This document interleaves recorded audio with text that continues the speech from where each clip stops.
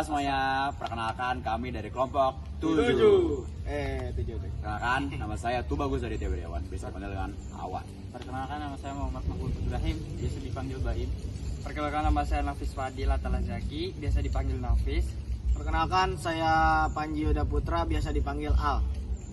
Oke. Terima kasih. Halo semuanya, perkenalkan, nama saya Tubagus dari Wirawan. Dan di sini saya bersama Z. Oke, Kazi.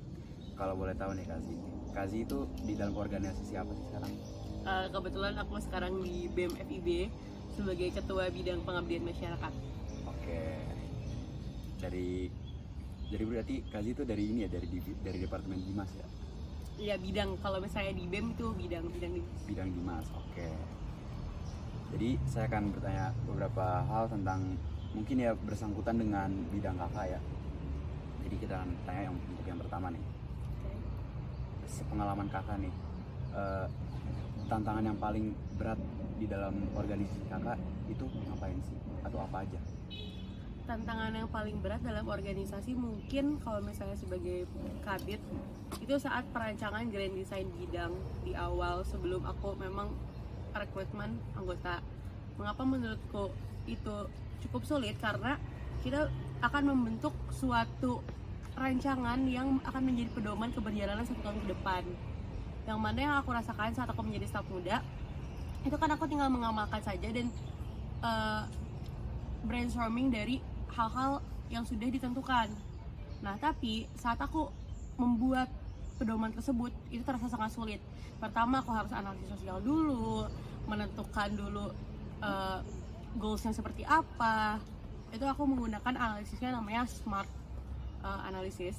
Jadi secara spesifik dijelasin dulu tujuannya apa dan lain-lain, lalu targetnya bagaimana, apakah ini relevan atau enggak, tenggat waktunya seperti apa, timelinenya seperti apa. Nah, ini cukup sulit menurutku karena waktu itu aku hanya memiliki partner waktuku saja untuk membuat, sementara aku harus berusaha membayangkan bagaimana ini akan direalisasikan oleh fungsionaris yang nanti akan aku rekrut.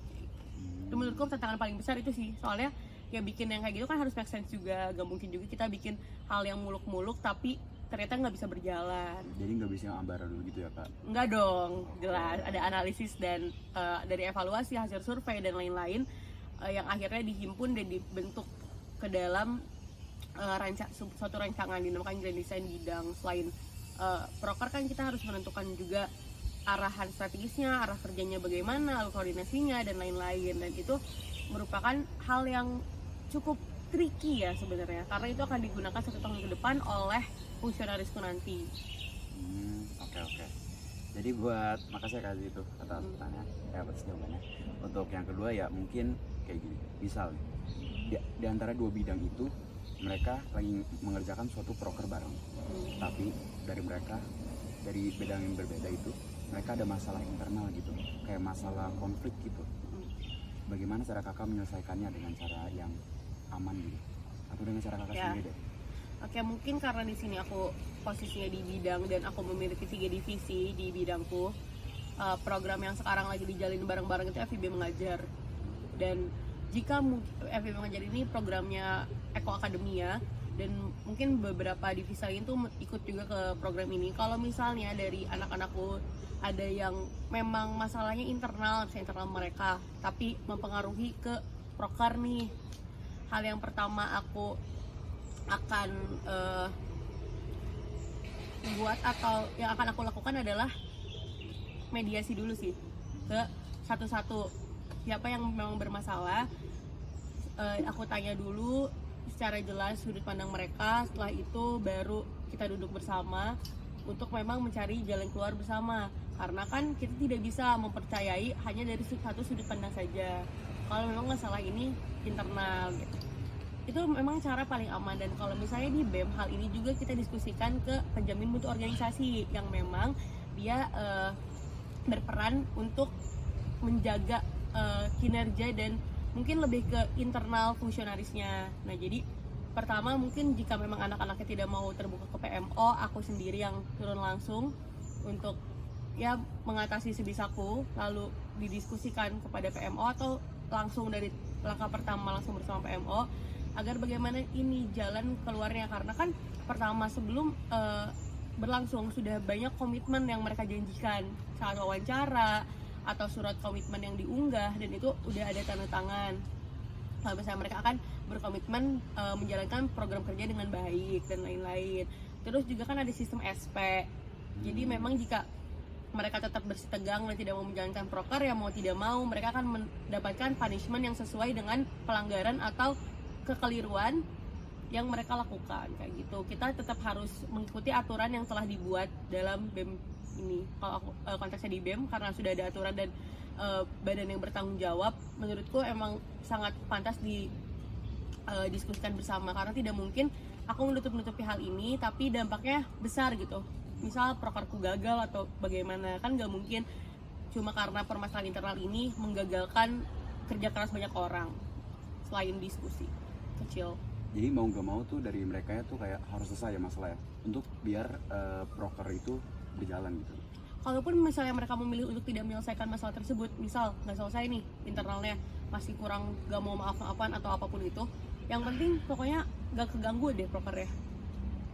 Nah, sebenarnya ini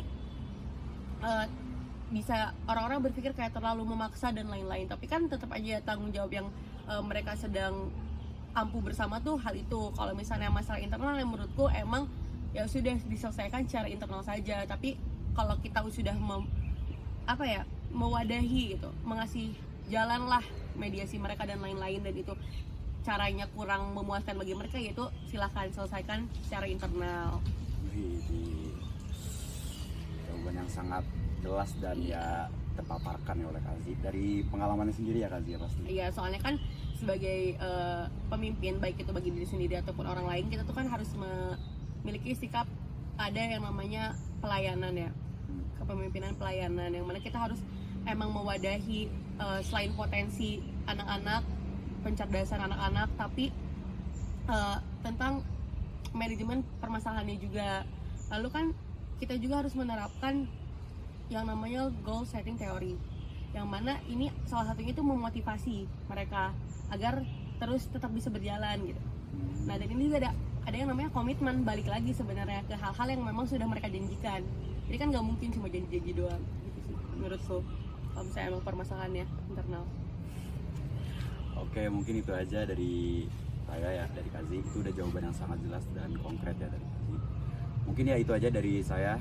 Mungkin ya makasih banyak ya Kazi atas jawabannya yang udah atas jawaban yang udah dikasih sama Kazi. Dan juga ya mungkin itu aja dari kita ya. Sekian dari saya. Wassalamualaikum warahmatullahi wabarakatuh. Oke, saya Nafis Fadil Atala bersama dengan Kak Faroza. Oke, Kak Faroza. Jadi di sini aku tuh mau wawancara Kak Faroza tentang pendapat Kak Faroza seputar organisasi. Apa bersedia? Bersedia. Untuk pertanyaan pertama, menurut Kak Faroza sendiri, apa sih menariknya ketika kita mengikuti sebuah organisasi? Menariknya ikut organisasi itu kita bisa dapat relasi baru, bisa dapat pengalaman, mungkin dapat teman baru juga dari yang berbeda daerah. Oh, jadi kalau menurut Kak Faroza sendiri itu keuntungannya kayak relasi gitu ya? Ya, betul. Pertanyaan selanjutnya, menurut Kak Faroza sendiri, apakah semua mahasiswa diharuskan mengikuti sebuah organisasi? Kalau menurut saya pribadi sih nggak perlu ya, karena kan nggak semua mahasiswa nih ngekos yang dekat kampus. Jadi mereka misal laju nih, dia udah ngehabisin waktu banyak di perjalanan, jadi mungkin nggak sempat ikut organisasi. Terus yang kerja juga kan mungkin dia lebih ngeluangin waktu buat kerja, cari uang. Nah, mungkin dia nggak ikut organisasi. Jadi menurut saya nggak wajib sih.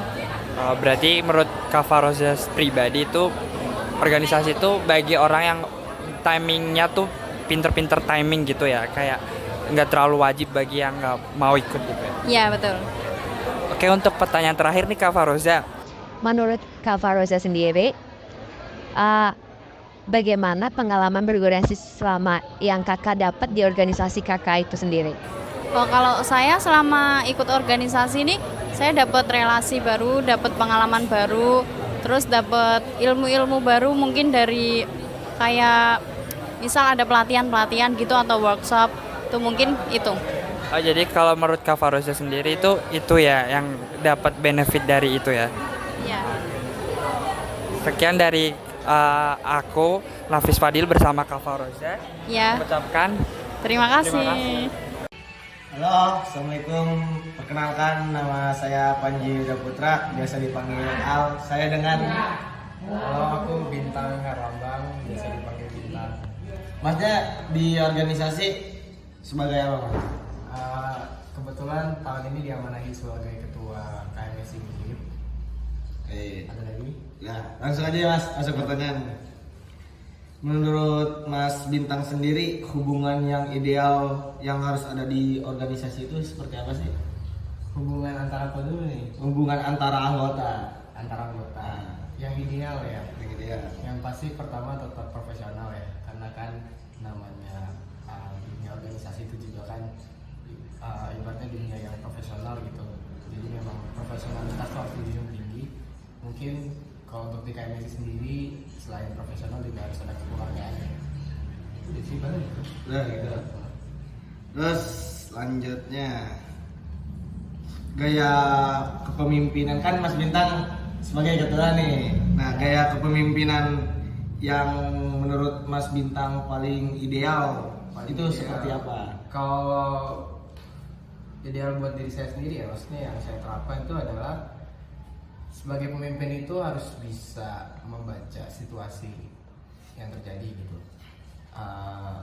Kadang kita harus bertindak kebapaan atau istilahnya mungkin lebih mengayomi, tapi juga kadang otoriter itu juga perlu dilakukan gitu, karena ketegasan mungkin diperlukan di beberapa situasi kadang. Jadi ya harus bisa pintar membaca situasi aja sih, kapan kita harus bertindak mungkin lebih lembut, kapan kita harus bertindak lebih tegas, dan juga sebagai seorang pemimpin juga harus punya penglihatan yang jauh, yang mana kita harus bisa menjangkau hal-hal yang mungkin saja tidak terlihat oleh teman-teman yang lain, seperti itu. Udah. Udah. Oke. Terus bagaimana cara dari Mas Bintang mengatasi ketika terdapat anggota yang kurang aktif di organisasi KMSI? Ini mau coba serius, mau coba bercanda? Serius ini, serius. Oke. Yang pertama pasti kalau misalnya mungkin dia terlihat kurang aktif atau kurang berpartisipatif gitu ya. Yang pertama pasti tentu ditanyakan terlebih dahulu ya. Mungkin kalau tidak secara langsung mungkin bisa lewat, kalau dia fungsionaris mungkin bisa lewat kepala bidangnya atau kepala departemennya, minta tolong kepada kepala departemennya untuk dicari tahu kenapa si orang ini kok bisa kurang berpartisipasi gitu atau kurang aktif. Karena mungkin aja ada alasan-alasan tertentu atau masalah-masalah tertentu yang terjadi di luar organisasi yang menyebabkan workflow-nya dia di organisasi itu terganggu gitu. Kemudian mungkin setelah kita udah cari tahu misalnya memang benar ada masalah di luar organisasi, ya tentunya ya sebagai layaknya seorang teman juga, karena kan di KMSI juga kita menjunjung tinggi kekeluargaannya. Ya tentu kalau pun orang yang mengizinkan, kita bantu juga untuk mencarikan solusinya, atau setidaknya semisal memang dia itu masalahnya cukup besar dan memang tidak bisa ditinggalkan, kita kasih ruang juga, kita kasih waktu untuk misalnya si orang ini untuk istilahnya rehat sebentar dari organisasinya. Jadi setidaknya dia tidak mengganggu workflow teman-temannya, dan dia juga bisa fokus untuk menyelesaikan masalahnya gitu. Oke, lanjut ke pertanyaan terakhir nih, Mas. Haruskah dalam sebuah organisasi anggota itu memiliki soft skill? Kalau saya pribadi nggak harus ya. Terus karena dari awal tuh saya selalu menekankan yang saya butuhkan tuh gak skill sih, karena menurut saya soft skill dan hard skill itu bisa dilatih di kemudian hari gitu. Namanya juga organisasi itu kan tempat belajar juga ya. Ya kita bisa belajar bersama-sama untuk mengembangkan soft skill atau menemukan soft skill atau hard skill yang kita punya gitu. Yang saya butuhkan sebenarnya cuma komitmen aja, komitmen ya, dan integritas tentunya. Karena menurut saya percuma kalau misalnya Anda itu punya soft skill yang melimpah, punya hard skill yang melimpah, atau ibarat istilahnya Anda berbakat gitu, tapi Anda nggak komit sama organisasinya, nggak punya integritas juga, percuma juga, kinerjanya nggak akan 100%. Tapi saya lebih suka orang yang punya komitmen atau ibaratnya dia tuh punya gairah di organisasinya, kerja sepenuh hati 100%, selalu kasih 100%. Urusan soft skill dan hard skill itu bisa dilatih di kemudian hari lah. Namanya juga tempat belajar ya, nggak mungkin langsung kita datang ke tempat belajar tuh langsung pinter kan, pasti bodoh dulu gitu. Oke, mungkin seperti itu pertanyaan dari saya. Terima kasih Mas Bintang. Terima kasih atas waktunya yang telah diluangkan. Siap. Oke, sekian dari saya dan Mas Bintang. Bye.